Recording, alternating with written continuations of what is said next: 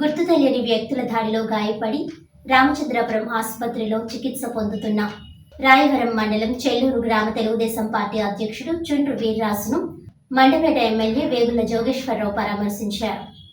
ఈ సందర్భంగా ఆయన మాట్లాడుతూ గత వైఎస్ఆర్ ప్రభుత్వంలో దాడులు ఎక్కువగా పెరిగాయని, కానీ ప్రభుత్వం మారినా వాళ్ల వైఖరి మారలేదని అన్నారు. ఇకనైనా మారకపోతే వారిపై చర్యలు కఠినంగా ఉంటాయని హెచ్చరించారు. ఈ సంఘటనపై రాయవరం పోలీసులు కేసు నమోదు చేసి దర్యాప్తు చేస్తున్నారని, దుండగులపై కఠిన చర్యలు తీసుకుంటామని తెలిపారు. ఈ కార్యక్రమంలో తెలుగుదేశం నాయకులు నూనె యేసుబాబు, మార్ని రాంబాబు, దేవ్ వెంకట్రాసు తదితరులు పాల్గొన్నారు. మీ డ్యూటీ మీరు చేయండి, మీరు కంప్లైంట్ చేయండి, మీ పై అధికారికి కంప్లైంట్ చేయండి.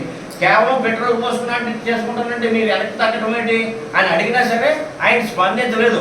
మళ్ళీ వీళ్ళంతా జనసేన తెలుగుదేశం ఐకమత్యంగా 50 మంది పంచాయతీ దగ్గర కూర్చుని 50 మంది కూడా ఏం సెక్రటరీ గారు లేదంటే అప్పటికి కూడా ఆయన వెనక్కి ముందుకు ఆడుతుంటే తమకు ఫోన్ చేసేసారు. ఇవాళ ఉన్నది కూటమి ప్రభుత్వం. దోషుల్ని ఖచ్చితంగా పోలీసు వారు పట్టుకుని వాళ్ళు శిక్షిస్తారు. చట్ట ప్రకారంగా అన్ని చర్యలు తీసుకుంటాం జరుగుతుంది. ముఖ్యంగా మండపేట నియోజకవర్గం అంటేనే ఎప్పుడూ శాంతి సామరస్యాలకు పెట్టిన పేరు. మరి అంతకుముందు 4 సంవత్సరాలు వైఎస్ఆర్ ప్రభుత్వంలో ఆఖరి 4 సంవత్సరాలు ఒక గూండా మరి పరిపాలన కింద మండపేటను మార్చారు. ప్రభుత్వం మారినప్పటికీ కూడా ఆ వాసనలో వారికి పోవటం లేదు. ఖచ్చితంగా దీనికి వారు ప్రాయశ్చిత్తం చేసుకునే రోజులు కూడా అతి తొందరలోనే ఉన్నాయని చెప్పి కూడా తెలియజేస్తూ మరి అధికారులు కూడా నేను కోరుతా ఉన్నాను.